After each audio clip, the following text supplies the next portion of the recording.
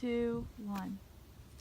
Hi everyone, welcome to the Friday Edge, where we have real talk, we expect real results, and we believe anything is possible.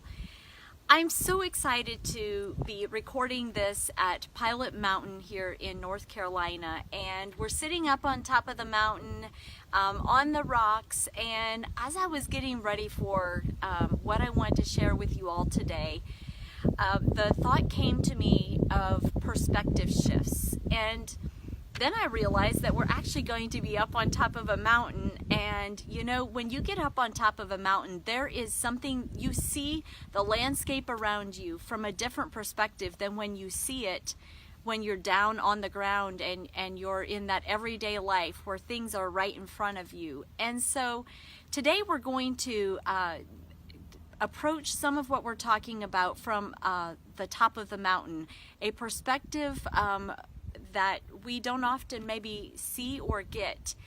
And so to get started today, I'm so happy and delighted to have my dad with me.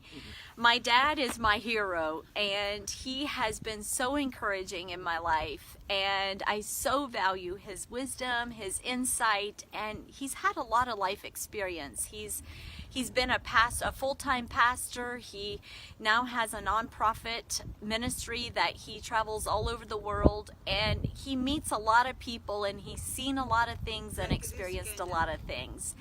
And I value what he has to say, and so I wanted to just ask him a couple of questions that I thought might be helpful for all of us. And so to get started, this is my dad, Phil, and I wanted to just ask you, when you look back to when you were in your 20s and 30s, is there anything that you would change in how you lived your life at that time?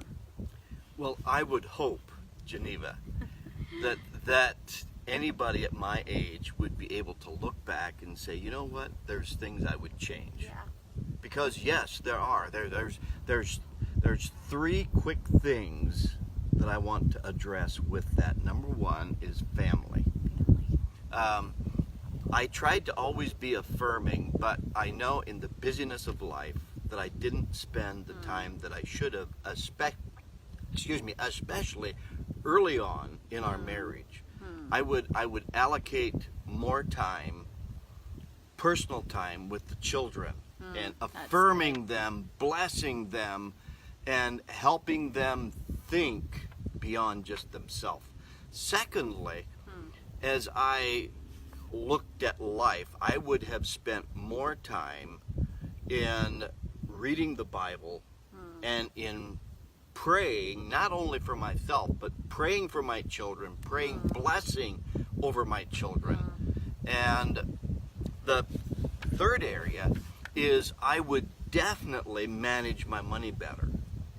That's good. Mom has always been a better manager of the money than I have been.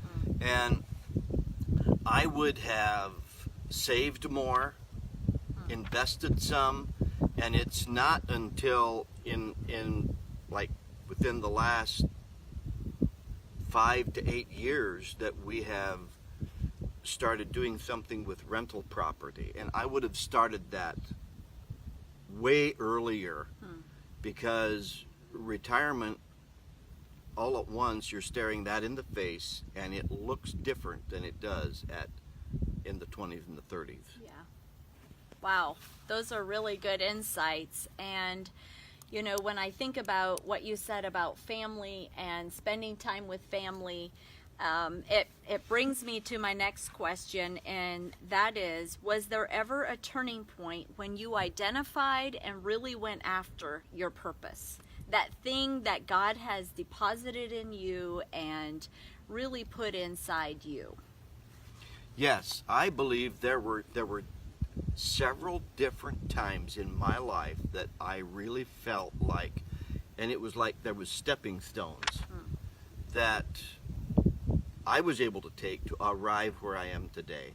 And my passion has, it seems like from when I was a young boy, was in sales. I always liked to sell somebody something.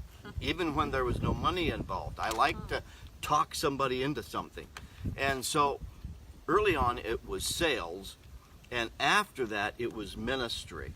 And I started pastoral ministry at 37, and then 20 years later we stepped into the itinerant ministry, Souls for Him ministry. And that was a big step of faith, walking away from a job and trusting and believing God that He was going to meet and supply our needs.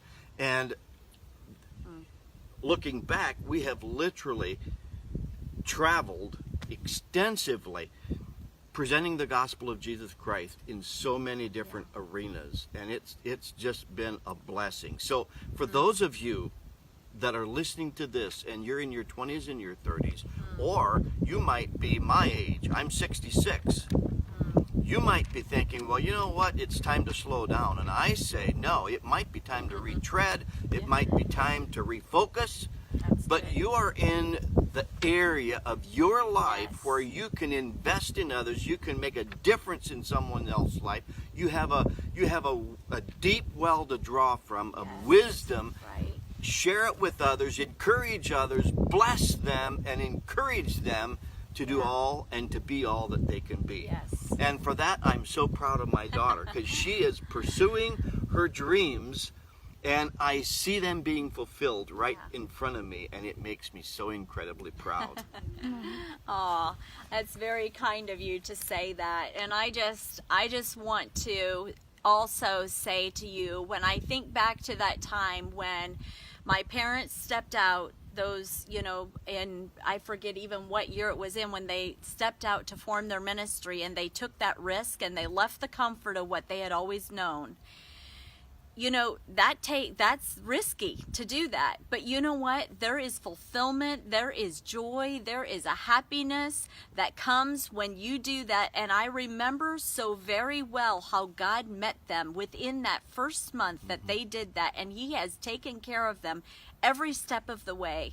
And I know that if you are one of those people that want to step out and take a risk and do something, and it is God's opportunity in front of you, do it. I say go for it. He will make a way.